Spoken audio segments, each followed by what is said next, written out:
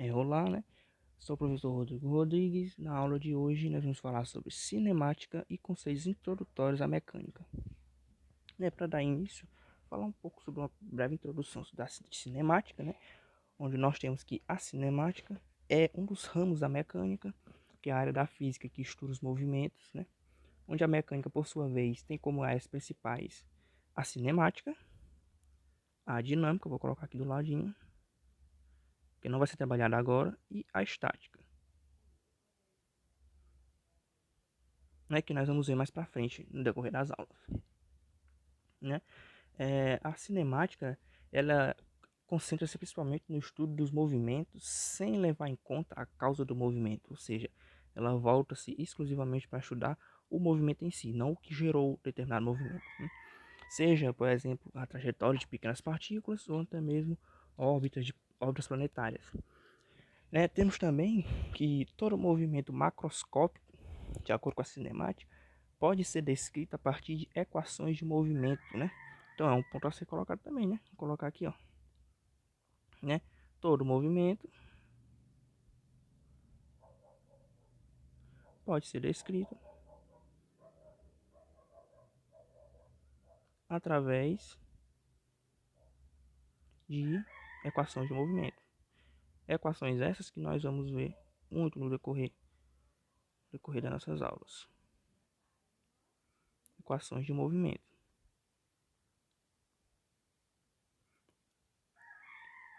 Essas equações de movimento, elas relacionam grandezas, né? Como a posição,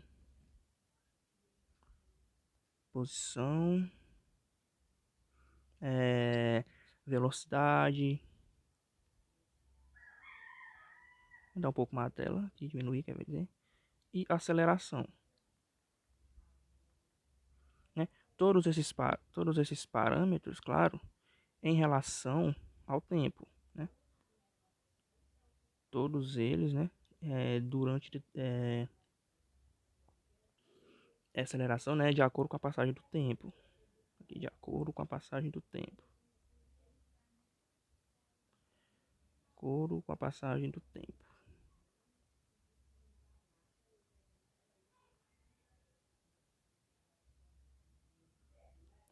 Eles usam como parâmetro, né? Para entendermos, entretanto, esses pontos que foram colocados aqui, é necessário que conheçamos alguns conceitos simples, né, mas indispensáveis para entendermos o movimento dos corpos, né? A partir daqui nós vamos continuar nossa aula, né, falando um pouco sobre medidas de comprimento, né? Nós temos aqui um conceitozinho que eu coloquei aqui só para início de conversa, né, onde medir um comprimento é compará-lo a um comprimento adotado como padrão, né, onde o padrão escolhido é a unidade de medida, né? Uma unidade de medida de comprimento muito usada no mundo todo é o metro, né? Que ele é simbolizado pela letra M, um Mzinho minúsculo assim, né? Podemos, como exemplo, né? Podemos observar, por exemplo, a fita métrica usada na costura ou simplesmente, né? Ou a fita métrica usada na costura ou metro usado usado na carpintaria e na marcenaria, né? Para ter noção do comprimento de um metro. Dizer que, por exemplo, um tapete, vou colocar aqui com outra cor, né? Nós temos um tapete, né? Que tem dimensões de 3 metros, né? Dizer que a dimensão desse tapete é de 3 metros implica dizer que o comprimento dele, né? O comprimento do tapete é 3 vezes, né? 3 vezes o comprimento da unidade padrão. 3 vezes o comprimento da unidade padrão. Comprimento da unidade padrão. Que no caso aqui é o metro, já foi falado aqui. Se, por exemplo, se é 3 metros, então ele é 3 vezes a unidade do metro, né? Então é metro, mais metro, mais metro, né? que é igual a 3 metros. Né? Na prática também são muito usados, né, alguns múltiplos e submúltiplos do metro. Alguns, por exemplo, eu vou citar aqui, né, é o quilômetro. Só subir de novo.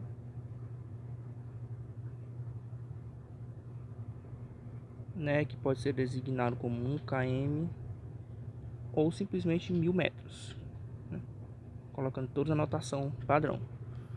Podemos usar também 1 centímetro, né, que é designado pela siglazinha 1 cm, ou simplesmente 0,01 metro, colocando ele na unidade padrão. E podemos usar também 1 milímetro, né, que é designado pela siglazinha 1 mm, né, que esse por sua vez é 0,001 metro, colocando na unidade padrão, né. Então, continuando aqui, vamos falar um pouco agora sobre medideiras de distância e referencial, né, onde nós temos que o metro, né, e as unidades de medida, né, podem ser utilizados para expressar a distância entre dois pontos, né. Assim, por exemplo, utilizando um exemplo aqui, exemplo cotidiano, né, ao dizer que, por exemplo, a marca do pênalti e a linha do gol tem 11 metros, né, estamos, por exemplo, comparando essa distância à unidade de metro. Então, nós pegamos a marca do pênalti, a distância, né, entre a marca do pênalti e a linha do gol, e utilizando as unidades que nós vimos nos tópicos passados, nós estamos simplesmente adequando uma unidade de medida padrão utilizada ao contexto cotidiano, né? Uma situação cotidiana que ocorre. No caso, dizer que no caso o exemplo dado, que é simplesmente dizer que a distância entre a marca do pênalti e a linha do gol tem 11 metros de comprimento, de distância, né? Continuando, podemos dizer também que em muitas situações é conveniente medir distâncias em relação ao ponto ou a um local escolhido como referência, né? No caso, é um referencial. Eu vou aumentar a parte aqui que eu vou precisar. É. Então, ao longo, por exemplo, um exemplo para explicar essa parte, ao longo de uma estrada, por exemplo, encontramos, né, os marcos quilométricos indicando distância desse ponto da estrada até o referencial adotado, né? Por exemplo, quem nunca viajou, né? Você está viajando no seu carro, do nada você encontra uma placa, né? Sempre tem aquelas plaquinhas indicando 92 km, por exemplo, né? Dizer que esse automóvel, por exemplo, que você está viajando, está no marco quilométrico 92 km, equivale dizer que ele está distante, vou anotar aqui, equivale dizer que ele está distante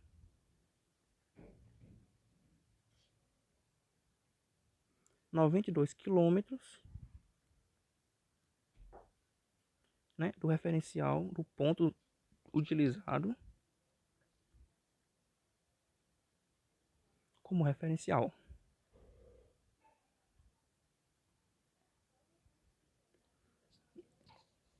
né? Então, continuando aqui, vou falar um pouco agora sobre movimento e repouso, né? Para falar um pouco sobre essa parte de movimento e repouso, eu vou usar o exemplo é, do caixote, né? De um caixote que está preso dentro de um caminhão em movimento. Então, o problema é o seguinte: nós temos o caixote que está preso à carroceria de um caminhão de transporte que trafega por uma estrada. A indagação que ele quer que nós trabalhemos ele quer que a gente diga se o caixote, né, está em movimento. No caso, o caixote é esse aqui, ó, que está, estou marcando aqui em marrom. Vou marcar de novo, né? Normalmente, né, as pessoas tendem a dizer que sim, o caixote está em movimento, né? Contudo, essa resposta depende muito do referencial escolhido por cada um, né, para analisar a situação. Um corpo em movimento está em movimento, por exemplo, quando sua posição em relação ao referencial escolhido se altera ao passar do tempo, né? Assim, né, por outro lado, um corpo ele está em repouso quando sua posição em relação ao referencial escolhido não se altera em relação ao tempo, né? Então, se adotarmos, por exemplo, a questão dos marcos quilométricos falados no tópico passado, né? Adotarmos o marco quilométrico inicial da estrada como referencial, né? Poderemos afirmar que a posição do caixote ela se altera com o tempo, né? Porque nós sabemos que se esse caminhão está em movimento, ele deve estar em uma estrada, né? Ele está aqui, vamos botar aqui, por exemplo, isso aqui seja o marco inicial, né? Nós já tivemos lá, nós vamos até colocar aqui os pontos que eu esqueci de colocar, vou colocar agora, né? Nós já temos, né, que se a posição, né, do móvel se altera, vou apagar aqui, depois eu coloco, se altera com o tempo, né? Então ele está em movimento.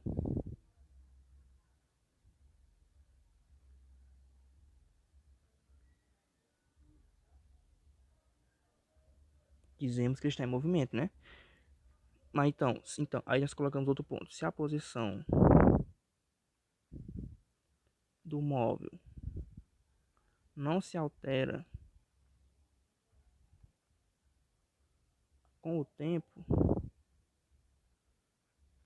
então dizemos que ele não está em movimento. Então ele está em repouso, né? Então ele está em repouso,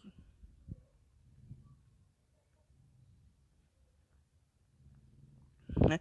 Então, utilizando aqui, ó, marcar aqui como sendo o marco inicial, né? Então aqui vamos supor que seja o 0 km, né? Vai ser o ponto usado como o nosso referencial. E aqui o ponto que o caminhão está seja o 92 km, utilizando o mesmo exemplo do tópico passado. Então, nós temos uma pessoa parada aqui, ó, no ponto inicial, vou colocar outra cor aqui, ó. Pessoa parada aqui, ó, no ponto inicial. Nós queremos que ela diga, usando esse referencial aqui que nós estamos usando como padrão, ela nos diga se esse caixote está em movimento, né? Aí vamos supor que ela tenha visto, né, desde a saída do caminhão daqui até o ponto 92. Então ela vai, de acordo com a observação dela, né, usando ela como referência, esse referencial aqui, o caixote vai estar em movimento, né? Porque ele vai alterar, ele alterou sua posição em relação ao tempo, onde vamos supor que ele tenha demorado 2 horas para ir de 0 km a 92 km. No momento 0 hora, ele estava aqui, no ponto de início. 2 horas depois, ele estava 92 km distante do ponto de início. Então, essa é a primeira situação aqui, ó. Ele estava em movimento, né? Agora, se nós usarmos como referencial o esqueci como é que chama, o chão, vamos dizer aqui o piso do caminhão, o piso interno do caminhão, o caixote está em repouso. Porque utilizando ele como referencial, o caixote não se moveu, o caixote permaneceu parado, sendo que quem está em movimento é simplesmente o caminhão. Então, se aplica essa segunda opção aqui, né? Continuando, falar sobre móvel e trajetória, né?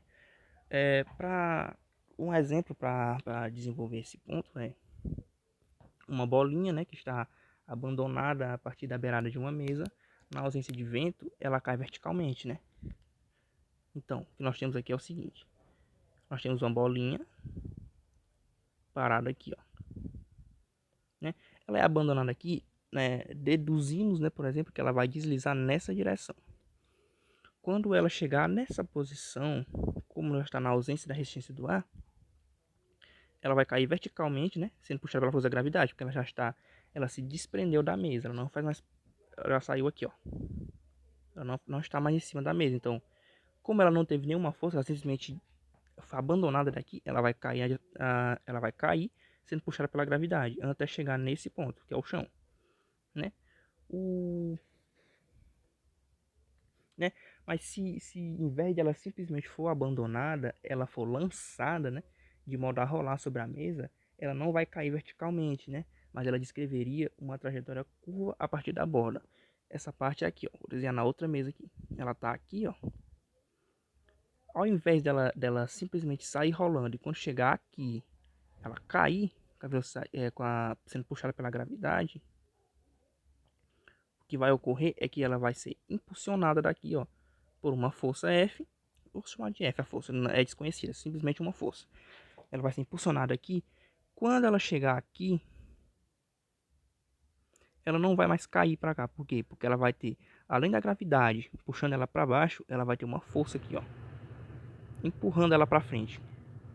Então ela vai descrever uma trajetória curva aqui, ó, até chegar nesse ponto aqui que é o chão, né? De modo geral, nós chamamos, eu vou anotar aqui, chamamos de móvel,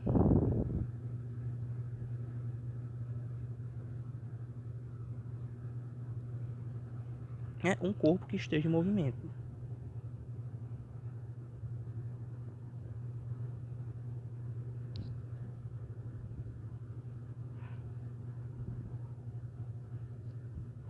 E o outro ponto aqui, trajetória,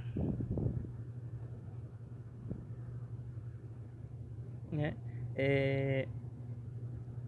Trajetória do móvel é a linha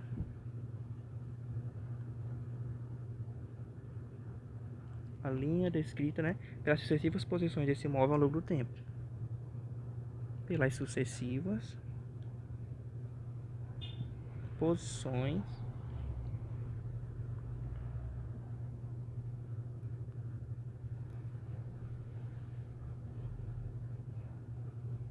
né, desse móvel ao longo do tempo.